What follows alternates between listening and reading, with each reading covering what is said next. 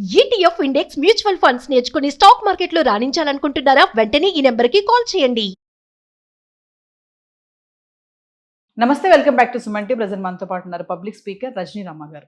నమస్తే మ్యామ్. నమస్తే నవీన. Madam, Vizag Gajuwaka Mounika Ravindra incident తీసుకుంటే ఇప్పుడు మొబైల్ డేటా ఎవరైతే రవీంద్రది మౌనిక చనిపోయిన అమ్మాయి మొబైల్ డేటా అయితే విశ్లేషిస్తుంది ఇన్వెస్టిగేషన్ టీము. ఇక్కడ ఏంటంటే ఈ రవీంద్ర కన్ఫెషన్ రిపోర్ట్ కూడా ఇచ్చాడు. చాలా అంతా ఏం జరిగింది పిన్ టు పిన్, ఎట్లా చంపాను, ఏంటి, బాడీ పార్ట్స్ ఎక్కడ పడేశాను, ఫ్రిడ్జ్లో ఏం పెట్టాను, ఇవన్నీ కూడా.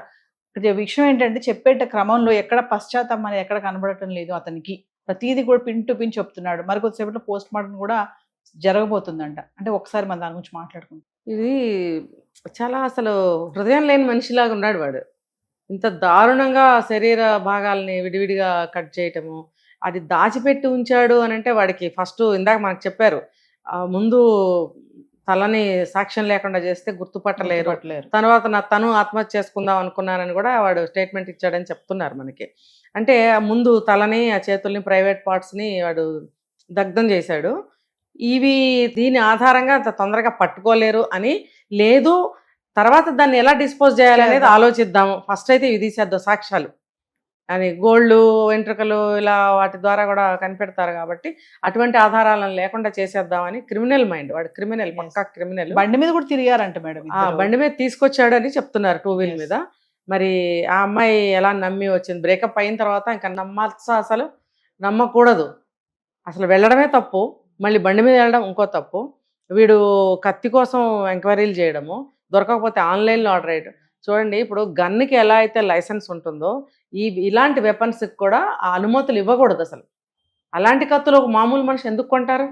ఇప్పుడు అడవిలో చెట్లు నరుక్కొని వ్యాపారం చేసే వాళ్ళకి కూడా లైసెన్స్ ప్రకారం కత్తులు ఇవ్వాలి అసలు. వాళ్ళు వ్యాపారస్తులు కాబట్టి లైసెన్స్. ఇలాంటి వాళ్ళకి కత్తులు ఊరికినే ఎందుకు ఇచ్చేస్తున్నారు అసలు? ఇప్పుడు పెట్రోల్ బంక్లో కూడా చూడండి, పెట్రోల్ అడిగితే ఇవ్వరు. బాటిల్లో అంటే అసలు ఇప్పుడు లేదు. మా బండి సగంలో ఆగిపోయింది ఆయన, అక్కడ ఉంది, నడుచుకుంటూ వచ్చాను, కొంచెం పొయ్యి అన్న పోయరు. అలాగే మరి దీనికి కూడా రూల్ ఎందుకు పెట్టరు? అడిగిన వాడికి కత్తులు ఇచ్చేస్తారా? అది తయారు చేసే వాళ్ళ దగ్గరికి వెళ్ళేది, డబ్బులు ఇచ్చేది, తీసుకురావటం. అది కుదరకపోతే ఆన్లైన్లో కూడా కత్తుల ఆర్డర్ ఇస్తారనేది నాకు ఇవాళే తెలిసింది. అసలు ఆన్లైన్లో వాడు కూడా ఈ వ్యాపారం కూడా చేస్తున్నాడా? ఇది సమాజాన్ని మరి ఎలా నాశనం చేస్తున్నారు? ఈ సోర్సెస్ ఇవన్నీ కూడా నాశనానికే కదండి. ఇప్పుడు ఒక మనిషిని నేరస్తుడిని చేస్తున్నారు, ఒక నేరం జరుగుతుంది అంటే సొసైటీకి ఎంత భాగం ఉందో అర్థమవుతుంది.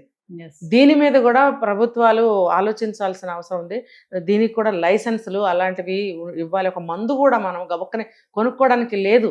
డాక్టర్ ప్రిస్క్రైబ్ చేస్తేనే, ఆ ప్రిస్క్రిప్షన్ చూస్తేనే మందు ఇస్తారు మనకి. ఇప్పుడు నిద్ర రావట్లేదండి, నాకు కొంచెం టాబ్లెట్లు ఇవ్వడానికి ఇవ్వడాడు. అసలు మెడికల్ షాప్ అతను ఇవ్వడు. ఎందుకనంటే అది ఇవ్వకూడదు, అంతే, అది డేంజర్. డాక్టర్ రాస్తే అతను డోసేజ్ చెప్తాడు, అది దాని ప్రకారం వేసుకోవాలని ఆయన సైన్ చేసి ప్రిస్క్రిప్షన్ ఇస్తేనే మనకు ఆ మందులు ఇస్తాడు. మరి అలాంటప్పుడు కత్తులకి, ప్రాణాలు తీసే కత్తులు అవి ఎందుకు మీరు అలా లైసెన్స్ లేకుండా అమ్ముతున్నారు?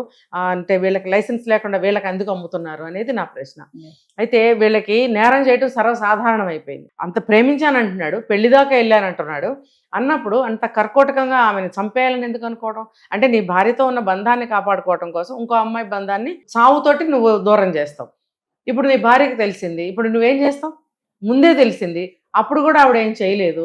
అప్పుడు కూడా ఆమె ఏమి చేయలేదు కాబట్టి ఆమెకి భార్యకి తెలియకుండా ఉండాలని నువ్వు ఎందుకు అనుకుంటున్నావు? అది పిల్లి కళ్ళు మూసుకొని పాలు తాగుతుంది అంటారు సరే, అది ఆ పద్ధతి అన్నమాట. వీడు అంటే నన్ను ఎవరు చూడలేదు, నేను కళ్ళు మూసుకుంటే సరే, నన్ను ఎవరు చూడలేదు, అది బుద్ధి తక్కువ తను.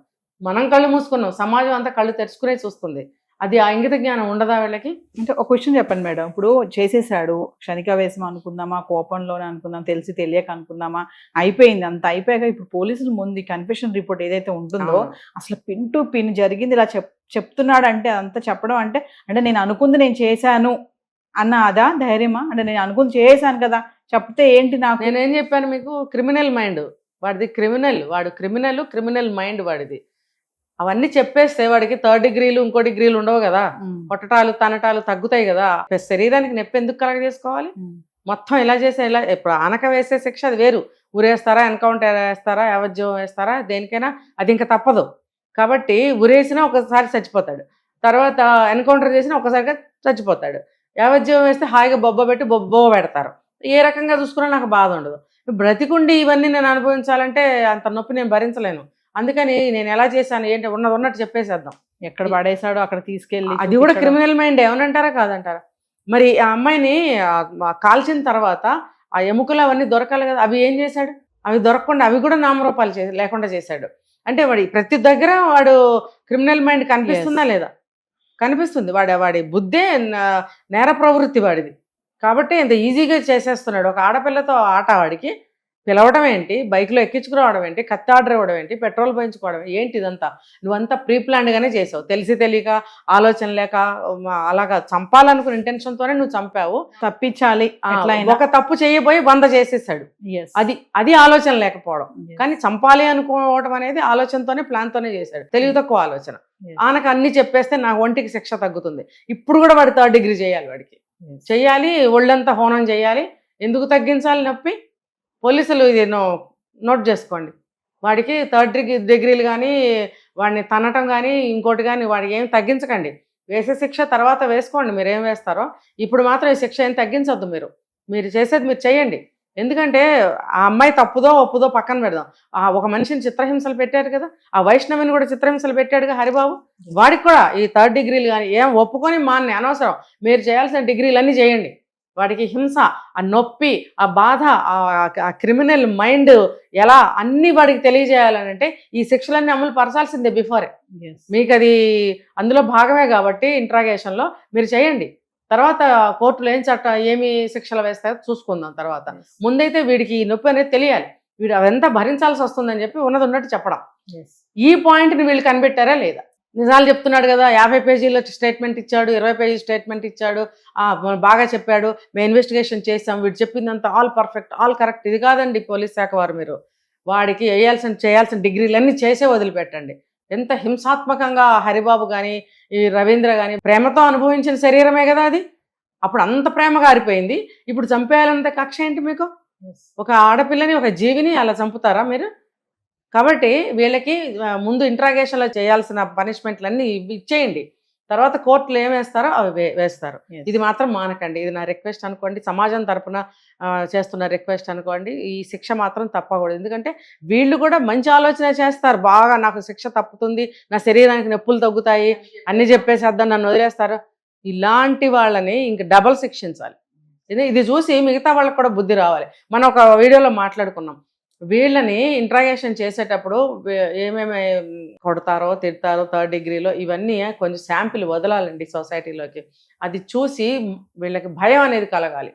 నేరస్తులకి భయం అనేది తెలియచేయండి పోలీస్ శాఖ వారు. మీరు తెలియజేయటం లేదు. అదంతా హింస కదా, చూపించకూడదు కదా అని అంటున్నారు. కానీ వీళ్ళు చేస్తున్నదే హింస. ఇలాంటి హింసాత్మకంగా బిహేవ్ చేసేవాళ్ళు నేరస్తులు చాలా మంది ఉన్నారు. ఆడవాళ్ళల్లో కూడా ఉన్నారండి. కాబట్టి వీళ్ళకి భయాన్ని మీరు తెలియజేయాలి. భయం ఎలా ఉంటుందో తెలియజేయాలి. నొప్పి అనేది ఎలా ఉంటుందో తెలియజేయాలి. శిక్ష అనేది ఎలా ఉంటుందో తెలియజేయాలి అని అనుకుంటే ఖచ్చితంగా చిన్న చిన్న శాంపిల్స్ వదలండి, వైరల్ చేయండి. ఈ నీచులు కాస్త భయంతో ఉంటారు, క్రైమ్స్ కూడా తగ్గుతాయని ఆశిద్దాం. Thank you.